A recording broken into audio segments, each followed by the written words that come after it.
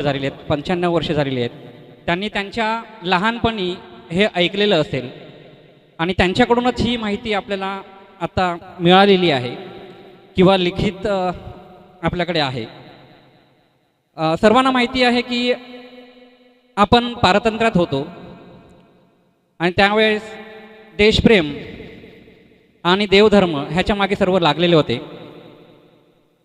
तर 1922 साली जगनभाऊंनी सांगितलं होतं की दोन बंधू, पाटील बंधू हरी पाटील आणि कृष्णा पाटील, त्यांचे तिसरे बंधूसुद्धा होते ठक्या पाटील. परंतु हरी पाटील आणि कृष्णा पाटील म्हणजे जे आता पालघरला स्थायिक झालेले आहेत त्यांच्यापैकी तुम्ही ओळखत असतील सुनील किंवा ते दुसरे आहेत बंधू, त्यांचे आजोबा, ह्यांनी आपल्या गावात येऊन सांगितलं की जगनभाऊंनी अगोदर सांगितलं की पंढरीची वारी केली आणि देशभक्तीला देवधर्माच्या मागे लागले होते. तर त्यांना असं वाटत होतं की आपल्या गावामध्ये विठ्ठल रखुमाईचे मंदिर असायला पाहिजे आणि आपल्या गावामध्ये त्यांनी आवाहन केलं की अशी कुठे जागा असेल तर तिथे आपण मंदिर बांधूया सर्वांच्या मदतीने. आणि आज आपण ज्या जागेवर उभे आहेत ती जागा आहे जानू पाटील, म्हणजे आता घोलविरा इथे स्थायिक झालेले आहेत, त्यांची जागा आहे. म्हणजे राजेंद्र पाटील ह्यांचे पंजोबा, त्यांची ही जागा आहे. तर त्यांना सांगितलं की ही जागा आहे, म्हणजे सभा वगैरे झाल्या आणि योग्य जागा आहे, तर ते तयार झाले आणि त्यांनी ही जागा दिली. परंतु आपण आताही पाहतोय की आपल्या बाजूला म्हणजे मंदिराच्या उजव्या साईडला जे घर आहे तिथे 3 बंधू अगोदरच येऊन राहिले होते. ते आहेत हरिहिरा पाटील, म्हणजे मऱ्या मामांचे आजोबा, त्याच्यानंतर बारकू हिरा पाटील, पिटरू मामांचे आजोबा, आणि तुकाराम हिरा पाटील, अजित, गुंड्या, बंटू आणि सोन्यांचे आजोबा, हे बाजूलाच राहिले होते. तर ही जानू पाटील यांची जागा आणि बाजूला राहिलेले होते हे 3 बंधू, ह्यांची जागा होती. तर मंदिर बांधण्यास तर सुरुवात झालेली होती, परंतु मंदिर बांधण्यासाठी जसं सांगितलं होतं की जे ज्येष्ठ नागरिक होते त्यांनी सुद्धा मदत केलेली होते. म्हणजे सर्वश्री अनाजी बापू घरत म्हणजे आमचे पंजोबा, त्याच्यानंतर देवजी दाजी घरत, निलेशभू मितेश यांचे आजोबा, देवजी हरी घरत, पराज, पंकज, मयूर, पप्पू म्हणजे नयन ह्यांचे पंजोबा, आणि त्यावेळेचे नवली गावाचे पाटील रामा पाटील म्हणजे सुभाष मामा माई यांचे आजोबा, हरिहिरा पाटील मऱ्या मामांच्या ह्यांचे अगोदरच सांगितलेलं आहे. तर त्यांना मदत कोणी केलेली असेल तर शिनवार पाटील म्हणजे राजूभाऊ दिनेश यांचे पंजोबा, विठ्ठल पाटील विजयमामांचे आजोबा, आणि काशीनाथ मोगरे, आणि आपल्या गावात त्यावेळी पौरात्य करणारे म्हणजे पुजारी होते ते विष्णू विठ्ठल मोगरे.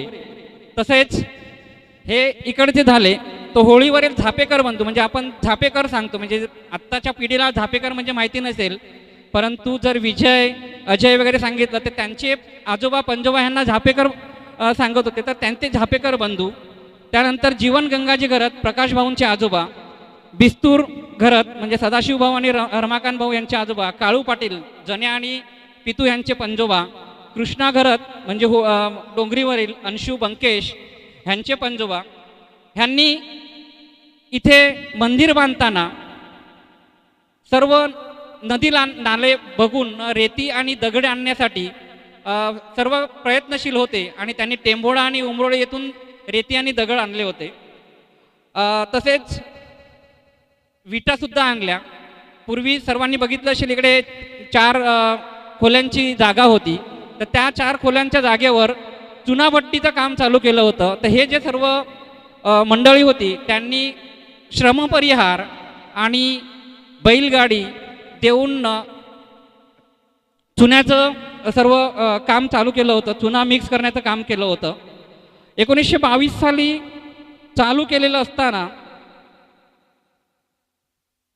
पुन्हा थोडंसं थांबले, कारण की त्यावेळेस पावसाळा असल्यामुळे त्यांनी आपलं पिकांच्या ठिकाणी सर्व लक्ष, कारण की शेतकरी असल्यामुळे सर्वजण पीक करण्यामध्ये गुंग होते. परंतु तो 22 वर्ष झाल्यानंतर पुन्हा सुरुवात केली होती आणि 23पर्यंत मार्च मे 23पर्यंत त्यांनी काम केलं. परंतु 23 नंतर पावसाने दगा दिला आणि आपले सर्व शेतकरी असल्यामुळे त्यांना उपासमार किंवा कष्ट करण्यासाठी काही राहिलेलं नव्हतं. त्यामुळे देवळाचं काम आणि पैसा वगैरे काही मिळालं नाही, त्यामुळे काम थांबून राहिलं.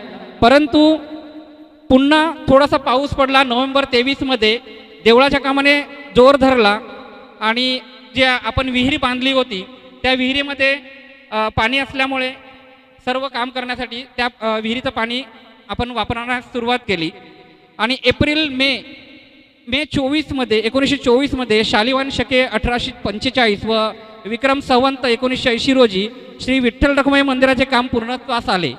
त्यानंतर देवळावर कौले बसवली गेली, रंगकाम करण्यात आले आणि हरी पाटील म्हणजे जे कृष्णा पाटील आणि हरी पाटील यांची देवावर नितांत श्रद्धा असल्यामुळे त्या अगोदर मूर्ती कुठून आणायची आणि कशी आणायची ह्याची सुद्धा चर्चा झाली होती. तर त्यांचे जे मित्र होते, राजस्थानी मित्र होते, तर त्यांनी सांगितलं की आमच्या गावामध्ये आम्हाला विठ्ठल रखुमाई आणि आपल्याकडे जे 5 मूर्ती आहेत त्यासुद्धा त्याच वेळेत प्राणप्रतिष्ठा झालेल्या आहेत. म्हणजे श्रीकृष्णाची आहे, गणपती आहे, गरुडेश्वर आणि हनुमानाची, बजरंगबलीची सुद्धा आहे. तर ह्या 5 ज्या मूर्ती आहेत त्या आपण राजस्थानवरून आणलेल्या आहेत आणि इथे आपल्याकडे पोहोचलेल्या आहेत. राजस्थान मीन्स जयपूरवरून आपल्याकडे मूर्त्या आल्या होत्या. त्यानंतर जी प्राणप्रतिष्ठा करण्यात आली त्यावेळचे वेदशास्त्र संपन्न श्री सीताराम बुवा जोशी व वेदशास्त्री संपन्न श्री पद्माकर पाठक ह्यांच्या ज्योतिषशास्त्राप्रमाणे श्रावण शुक्ल दशमी 1924 सन ह्या शुभ दिवशी श्री कृष्णा पाटील, श्री हरी पाटील आणि त्यांचे बंधू ठक्या नारायण पाटील यांच्या शुभ हस्ते या मूर्त्यांची प्राणप्रतिष्ठा करण्यात मूर्त्या स्थानापन्न झाल्या. त्या दिवसांची आठवण म्हणून श्रावण शुद्ध दशमी ह्या दिवशी सालाबादप्रमाणे आपल्या मंदिराचा वाढदिवस साजरा होत होता. परंतु हा वाढदिवस जोपर्यंत हे बंधू जिवंत होते तोपर्यंत म्हणजे 1945 सालापर्यंत वाढदिवस साजरा होत गेला.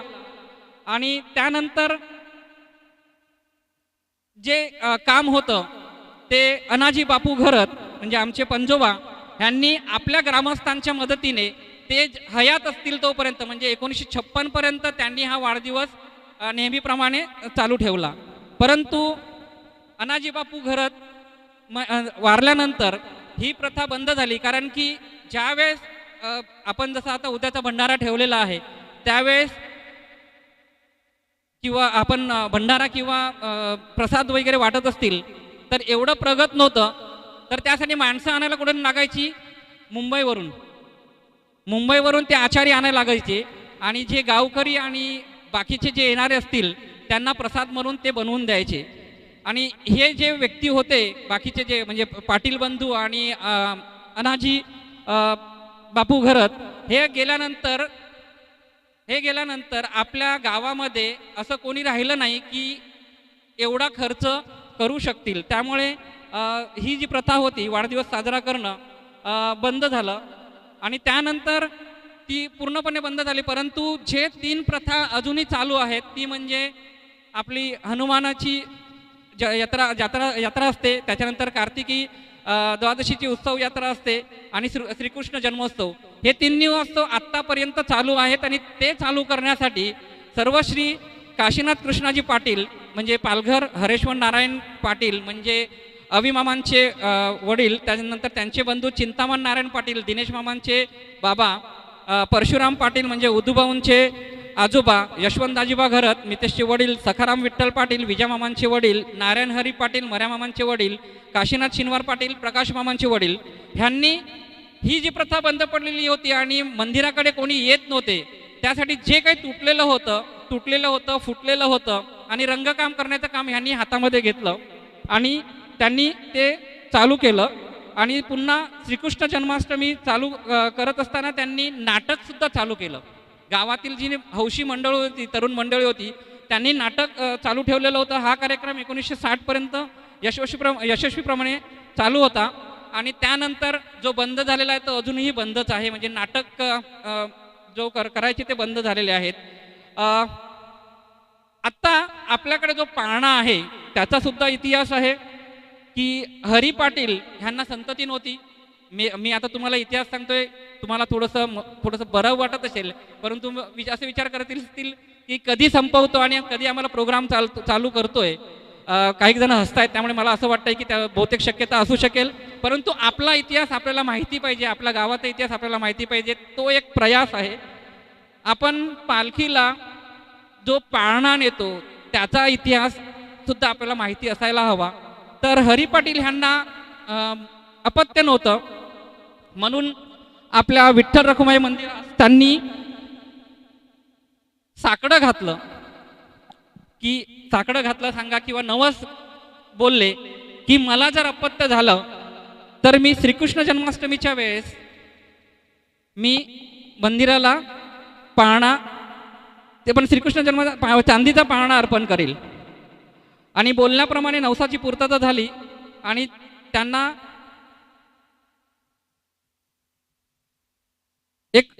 दोन मुली आणि एक मुलगा रत्नलाभ झाला आणि त्यांनी ती पूर्तता केली. तसंच पुन्हा 1933 पासून श्रीकृष्ण जन्मास सुरुवात झाली, ती आजतागायत या जन्माष्टमी साजरी होत आहे. त्यानंतर पाळण्याची जे चांदीच्या पाळण्याचं झालं, त्यानंतर चांदीचं मुकुट हे आपल्या वेऊरमधील काही विष्णू विठ्ठल मोगरे ह्यांचा जो मुलगा होता श्री सावळाराम, हे नेहमी आजारी असत होते. त्यामुळे त्यांनी पुन्हा आपल्या विठ्ठल रखुमाई साकडं घातलं, जर माझा मुलगा बरा झाला तर मी चांदीचं मुकुट अर्पण करील. आतापर्यंत आपण कधी कोणा मंदिराकडे सांगितलं नसेल की माझं असं होऊन दे, परंतु त्यावेळेस असे मानत होते की आपलं विठ्ठल रखुमाई मंदिर नवसाला पावतो. ह्या दोन गोष्टींवरून तरी आत्तापर्यंत आपल्याला कळून आलेलं आहे. तर आणि तेव्हा सुद्धा माहिती होतं की हा मंदिर आहे, हा जागृत आहे, कारण की आपलं मंदिर 1924ला झालेलं आहे. लक्ष्मीनारायण मंदिर, त्यानंतर पालघरचं राम मंदिर आणि लक्ष्मीनारायण मंदिराच्या समोर जे विठ्ठल मंदिर आहे हे त्यानंतरचे अस्तित्वात आलेले आहेत. तर पालघरचे जे कोणी व्यक्ती असतील किंवा जे रहिवासी असतील ते सर्व आपल्या कार्यक्रमाला हे जे प्रोग्राम्स व्हायचे त्यावेळेस त्यासाठी हजर व्हायचे. 1924 नंतर, जोपर्यंत ती मंदिरं अस्तित्वात नव्हती तोपर्यंत. परंतु ह्या प्रथा हळूहळू बंद होत गेल्या, त्यामुळे त्यांनी सुद्धा येणं बंद केलं आणि तिथल्या मंदिरामध्ये ते जायला लागले. त्यानंतर जी पैशाची तंतन चालू झाली होती, ह्याच्यासाठी ह्या दोन बंधूंनी एक तरतूद करून ठेवली होती. म्हणजे त्यांचा विचार की पुढचा होता हे आता आपण आपल्या ह्या इतिहासामधून जाणवतोय. कारण की त्यांच्याकडे जागा नव्हती, त्यांनी दुसऱ्यांना गळ घातली की आपल्या गावासाठी मंदिरासाठी जागा द्या, त्यांनी ती एक्सेप्ट केली. त्यानंतर ज्यांच्याकडून ही जागा आपल्याला मिळालेली आहे त्यांच्याकडून देणगी स्वरूपात, दान स्वरूपात अंबाडी येथे आपल्याला जमीन दिली होती. अंबाडी येथे आपल्या मंदिरासाठी जमीन दिली होती आणि ती जमीन लागवडीसाठी एका आदिवासीला दिली होती. आणि आदिवासी काय करायचा की प्रत्येक सणाला म्हणजे जे काही पीक असेल ते पीक म्हणून आपल्या मंदिराला आणून देत होता.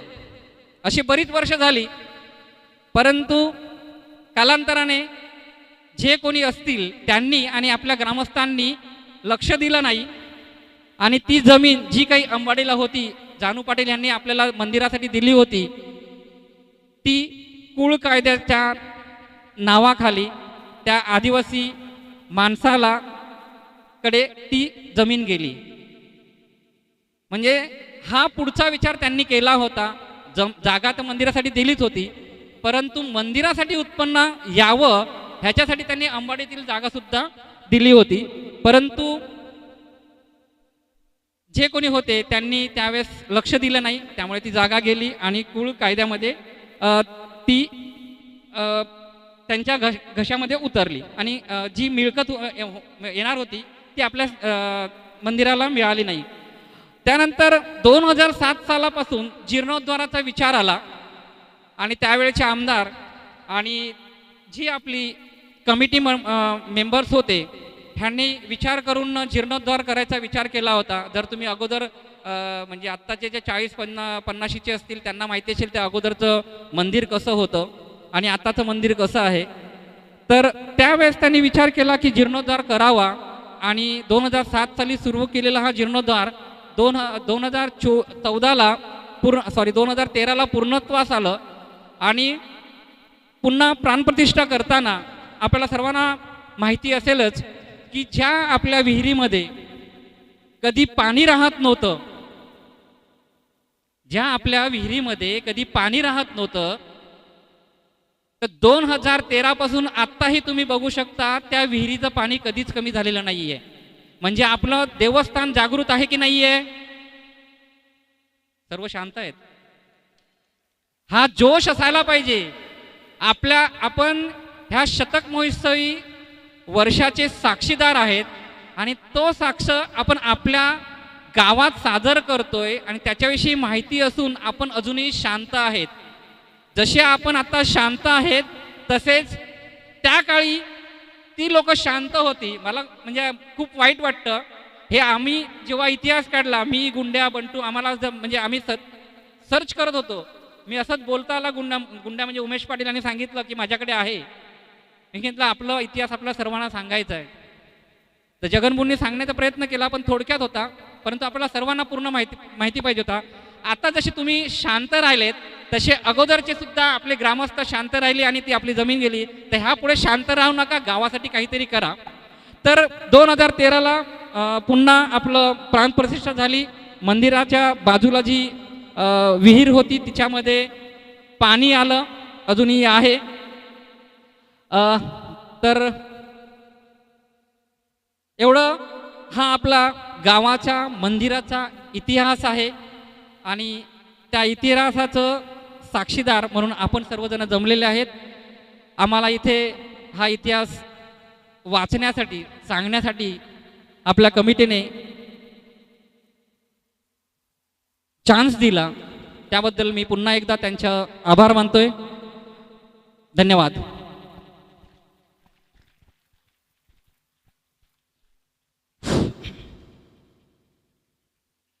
फार मोठा इतिहास निशांत घरत यांनी आपल्याला सांगितलेला आहे.